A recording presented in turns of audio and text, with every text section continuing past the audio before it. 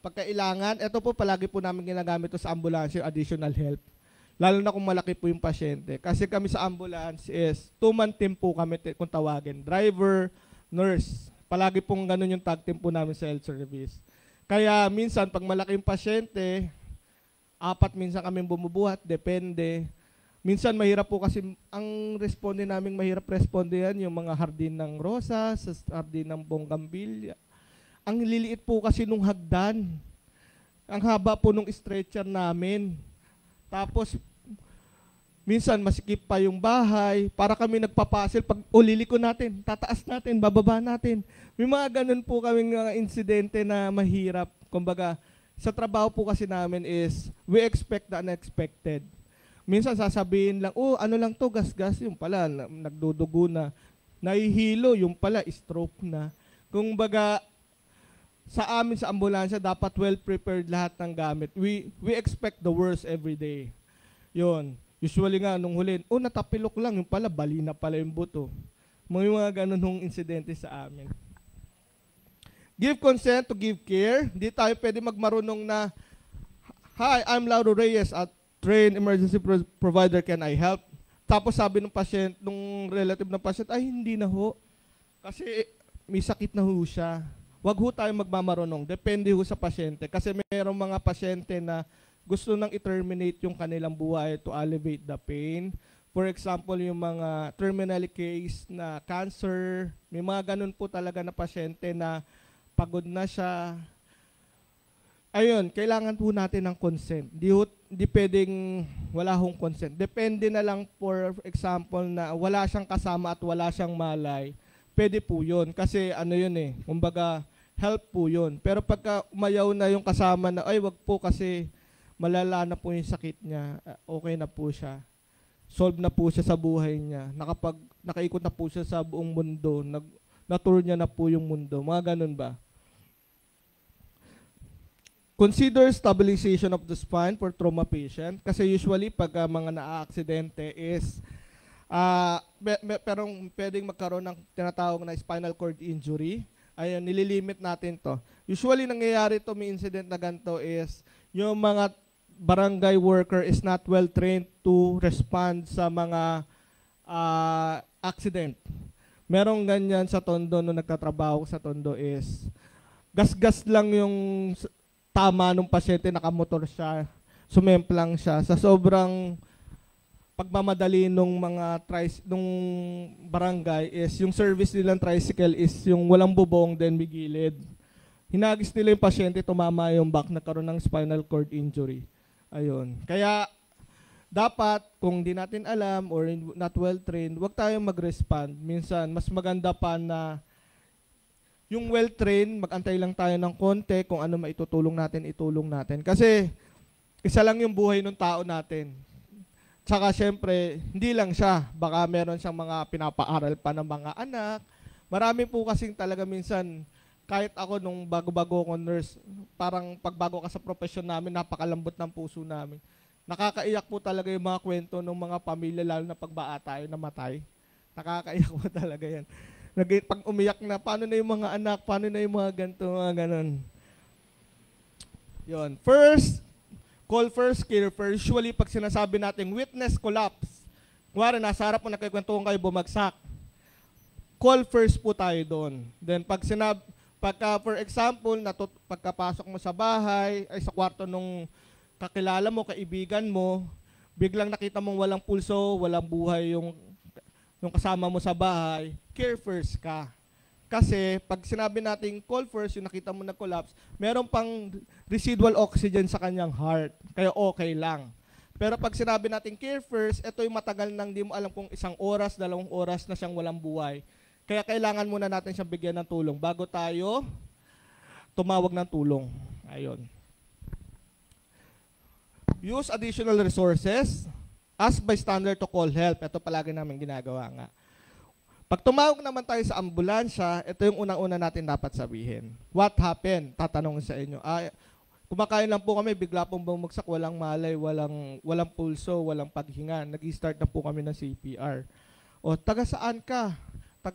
Andito po kami ngayon sa 7-Eleven. Okay, sige.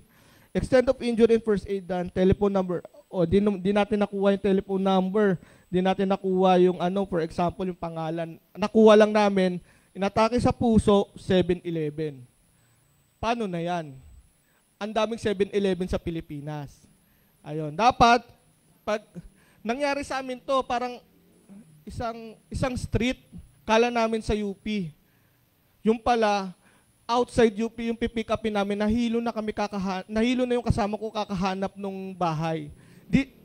Nakuha naman nila yung contact number, pero hindi sila magkakitaan. Saan po ba kayo sa UP? Sabi nung driver. Ay, di po kami sa UP, nasa labas po kami ng UP. Doon lang sila nakaintindihan na sa labas pala ng UP yung street na yun. Di ba marami na, lalo na yung Jose Rizal Street, marami yun kasi pambansang bayani natin yan. Sampaguita, Mangga, ayun yung mga common street, di ba? Kaya kala mo, tumawag sa UP vicinity lang yung patient. Ayun yung dapat nating linawin pag tumatawag tayo sa ambulansya. At saka importante yung telephone number na tinawagan para pwede kami mag-return call, for example, pag hindi namin nakita yung pasyente o hindi kami nakita sa pasyente. Ayan. As for arranged transfer facility, let's come, dito na tayo sa high quality CPR. Ang bagong protocol nga is cover yourself with face mask, preferably with face shield and gloves. Cover the patient mouth, nose with mask or cloth para maiwasan natin transmission ng disease. Kneel facing the victim's chest. Ayan, nakikita natin yung kamay ng pasyente. Finger interlace po ang tawag dyan. Usually, ganito gagawin natin. Hello? Ganyan siya. Ayan. Tapos, pag nakababa tayo sa pasyente, nakaganyan siya. Ayan.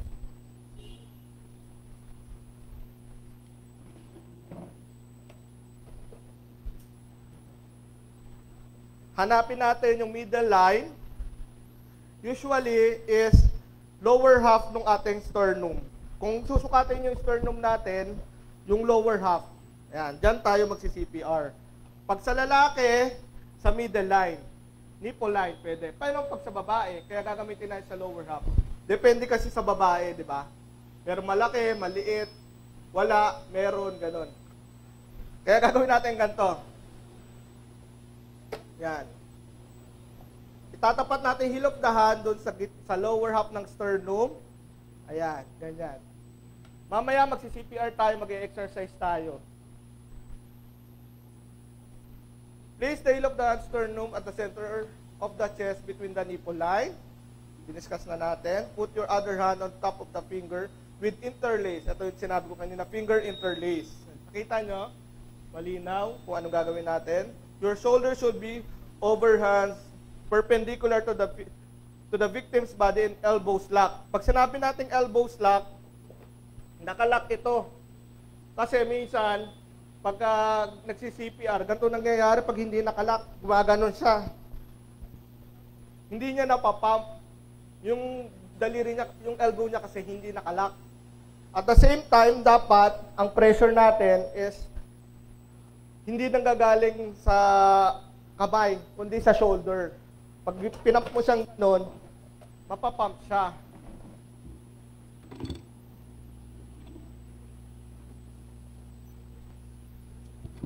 Yan, medyo mataas kasi usually ganyan. Pagka ganito, mataas masyado, usually ang ginagawa namin sa ospital is gumagamit kami ng footstool. Pero usually, pag lay rescuer, ang ginagawa namin, nasa floor siya. Yan. Kasi, ako nangyari nga, di ba kinuwento ko yung tiyahin ko, inatake sa puso. Sabi nung tatay ko, dali natin sa kama, dali natin sa kama. Hindi, sabi ko, walang pulso to, ihiga natin sa sahig. Kasi iniisip ko, kung magsi-CPR ako sa bed, hindi siya effective kasi malambot yung bed. Pag pinush ko siya, hindi siya magpapump. Kaya ginawa ko, sa floor natin siya ilapag kasi flat na siya, hindi na natin kailangan ng sapin pa. O yun, doon, nagsi-CPR na ako. Habang nagsi-CPR ako, di marami naman akong pinsan na nurse noon. Sabi ko doon sa misis ko, Mrs., tawagan mo yung pinsan ko, si Roden.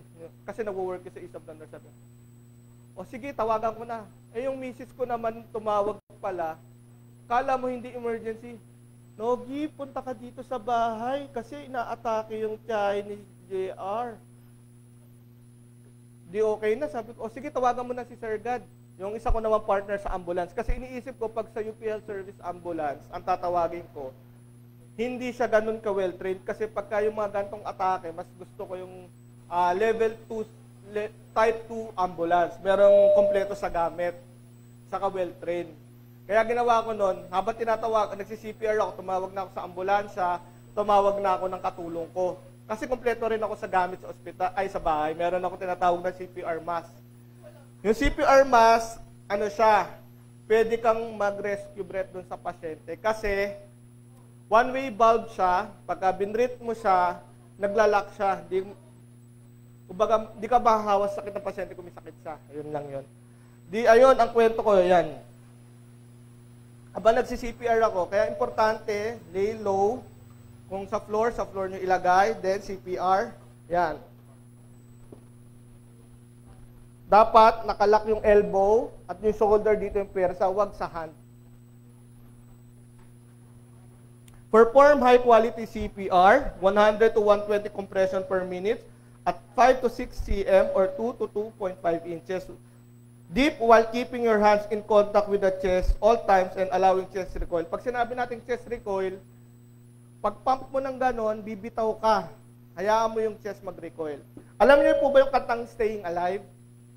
Yun. Ayun yung gagawin nating rhythm para hindi kayo malito. Huwag lang kayo kay Kembo habang nag-i-staying alive. Pangit po yung tignan. Dapat po, gagawin lang nating rhythm siya, ha? Staying alive, staying alive. Para yung rhythm natin dire-diretso, hindi tayo malito o bumagal doon sa ating rhythm pag nagsi-CPR tayo. Usually, ginagawa namin ito is, pag nag-perform ka, gagawin natin, perform 1 cycle, 30 chest compression while counting out loud. Pag usually naman, wag mo na i-count loud kasi kung ikaw lang naman, dire-diretso mo na. Gagawin mo lang is 1, 2, 3, 4, 5, 6, 27, 28, 29, 1. Then, 1, 2, 3, 4, 27, 28, 29, 2. Hanggang 5 cycle. Pagka naka 5 cycle ka na, usually kasi 5 cycle niyan is, usually naka 1 to 2 minutes ka na niyan. Check mo yung breathing. Paano mo i-check yung breathing? Ayan. For example, ayan siya. Dati kasi, doon sa American Heart Association guidelines, gumaganto pa eh. Napapanood nyo ba yung gumaganto? Ang problema, face-to-face kayo. Ang ginagawa na lang ngayon, yung ating chin, baba kayong konti, then turn side, makakapan nyo na yung pulse. Subukan nyo pong kapain yung pulse. Carotid pulse. Ayan. Pagkakapahan nyo yan, nasubukan nyo ba? Titignan nyo kung merong rise and fall ng chest. Pagka meron ng rise and fall ng chest yung pasyente natin, ayan. Ano na tayo?